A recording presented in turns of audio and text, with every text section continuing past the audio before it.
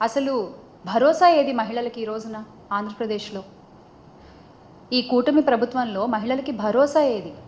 మహిళలకి అభ్యుదయము, మహిళా సాధికారత అని గొప్ప గొప్ప మాటలు మాట్లాడిన చంద్రబాబు నాయుడు గారు ఇప్పటి గౌరవ ముఖ్యమంత్రి సార్, అంటే మీ మాటలు వింటుంటే హాస్యాస్పదంగా అనిపిస్తుంది. ఒక మాట ఏమన్నా మాట్లాడాము అంటే ఆ మాటకి క్రెడిబిలిటీ ఉండాలి. అది మీరైనా, డిప్యూటీ సీఎం గారు పవన్ కళ్యాణ్ గారైనా, హోంమంత్రి వంగలపూడి అనిత గారైనా, ఒక మాట నోట్లోంచి వచ్చిందంటే ఆ మాటకు క్రెడిబిలిటీ ఉండాలి. కానీ ఈ రోజున ఆ క్రెడిబిలిటీ కూడా క్రెడిట్లో తెచ్చుకోవాల్సిన పరిస్థితి మీ కూటమి ప్రభుత్వానికి. ఈ రోజున మహిళలకి ఎటువంటి భరోసా లేదు, ఎటువంటి ఆసరా లేదు, మీ పాలనలో రక్షణ లేదు. కానీ వైఎస్ఆర్ కాంగ్రెస్ పార్టీ ప్రభుత్వంలో గత 5 ఏళ్ళు కూడా మహిళలకి అగ్రతాంబూలాన్ని ఇచ్చినటువంటి ఘనత మా పార్టీ అధినేత వైఎస్ జగన్మోహన్ రెడ్డి గారిది, అప్పటి రాష్ట్ర ముఖ్యమంత్రి వైఎస్ జగన్మోహన్ రెడ్డి గారిది. నవరత్నాల్లో కూడా 90% లబ్ధిదారులు మహిళలే ఉన్నారు. 90% ఇచ్చిన నవరత్నాల హామీల్లో లబ్ధిదారులు 90% మహిళలే ఉన్నారు. అంటే మహిళా సాధికారతే లక్ష్యంగా అడుగులు వేసినటువంటి ఘనత గత 5 సంవత్సరాలు వైఎస్ఆర్ కాంగ్రెస్ పార్టీకే దక్కిందని చాలా గర్వంగా చెప్తాను నేను. డీబీటీ ద్వారా 1.89 లక్షల కోట్లు, అలాగే నాన్ డీబీటీలో మరో 94,347.26 కోట్ల సాయాన్ని అందించారు. మహిళా భద్రత, మహిళా అభ్యుదయం కోసం పోరాడిన ఘనత వైఎస్ఆర్ కాంగ్రెస్ పార్టీది. దివంగత నేత రాజశేఖర్ రెడ్డి గారు ఎప్పుడూ ఒక మాట చెప్తూ ఉండేవారు, మహిళలు ఇంటి బాధ్యతను అంతా మోస్తూ ఉంటారు, వాళ్ళు సంతోషంగా ఉండాలి, వాళ్ళకి కొంచెం ఆసరా మనం కల్పిస్తే ఇంకా రాష్ట్రం ముందుకు నడుస్తుంది, ఇంకా దేశం ముందుకు నడుస్తుంది అని.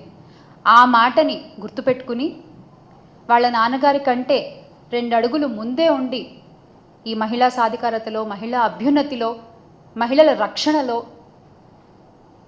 మా అధినేత వైఎస్ జగన్మోహన్ రెడ్డి గారు సుపరిపాలన అందించారు గత 5 ఏళ్ళు కూడా.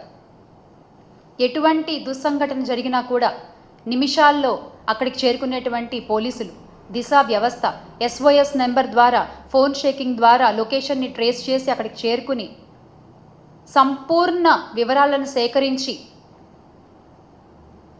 వాళ్ళకి, ఆ నిందితులకి శిక్ష పడేలా చేసి విక్టిమ్స్కి న్యాయం జరిగేలా చేసినటువంటి ఘనత గొప్ప దిశ యాప్ది.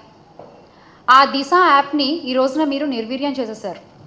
అంటే దీన్ని మేము దిశ యాప్కు జాతీయ స్థాయిలో 19 అవార్డులు వచ్చినటువంటి ఈ యాప్కు దిశ చట్టం రావాలి అని చెప్పి మేము ఆ కాగితాలని పంపిస్తే ఇప్పటి విద్యాశాఖ మంత్రి, ఇప్పటి హోంమంత్రి ఆ కాగితాలని తగలబెట్టేశారు. ఆ రోజున మీరు అనుకుని ఉండొచ్చు కాగితాలు తగలబెట్టేశామని, కానీ ఈ రోజున అవే నిప్పులు ఆడవాళ్ళ ఒంటి మీద కనబడుతున్నాయి. మీకు కనిపించట్లేదా?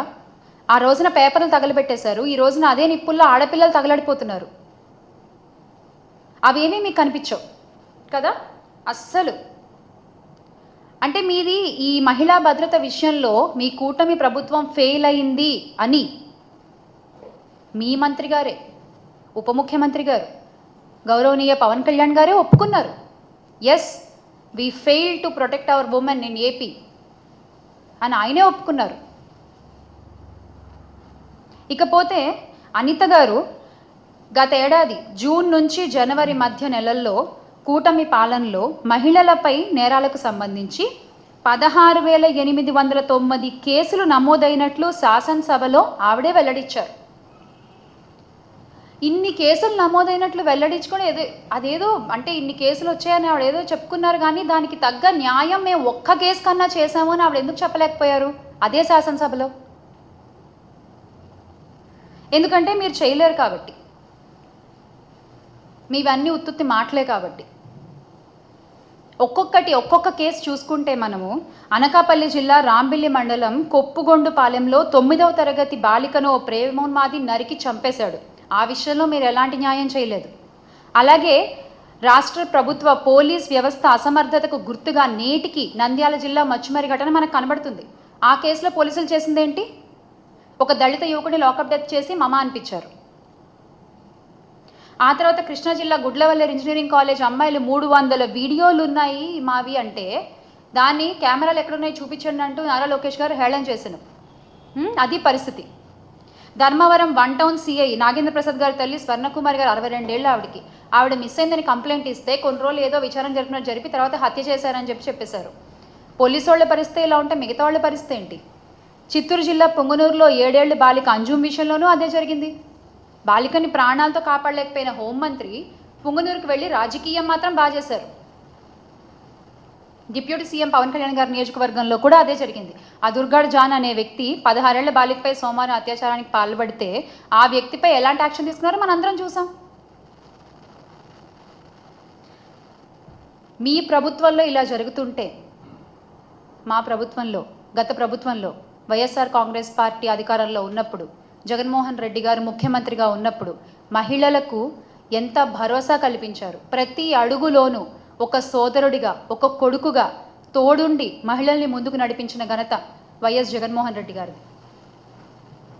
అమ్మ కడుపులో ఉన్న బిడ్డ దగ్గర నుంచి నిండు మనసుతో ఆశీర్వదించే అవ్వ దాకా ఏ వయసులో మహిళలకి ఎలాంటి అవసరాలు ఉంటాయి గుర్తెరిగి వాటికి తగ్గట్టుగా పథకాలను అమలుపరిచి సంక్షేమాన్ని అందించిన ఘనత the one and only YS Jaganmohan Reddy గారిది.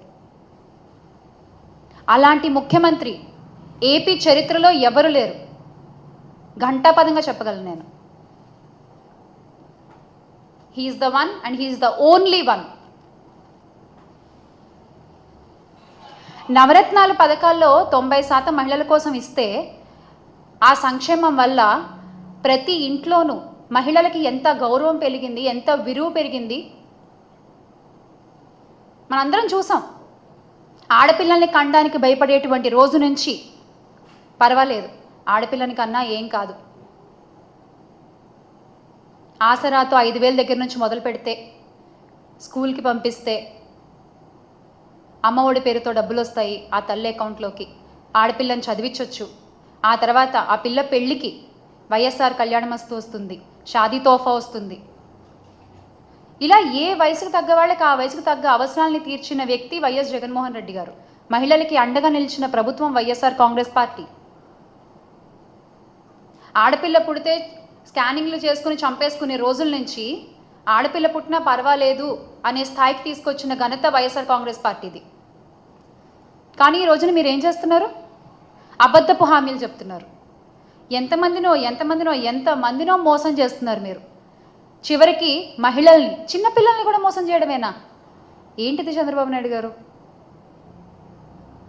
ఈ రోజున మీరు 33% రిజర్వేషన్ అని మాట్లాడుతున్నారు కదా, కానీ ఎలాంటి ధర్నాలు జరగకుండా, ఎలాంటి పోరాటాలు చేయకుండా, ఎవరు నోరు తెరిచి ఇది అడగకుండానే మా జగన్మోహన్ రెడ్డి గారు మహిళల కోసం 50% రిజర్వేషన్ అనేటువంటిది ఆయన చేసి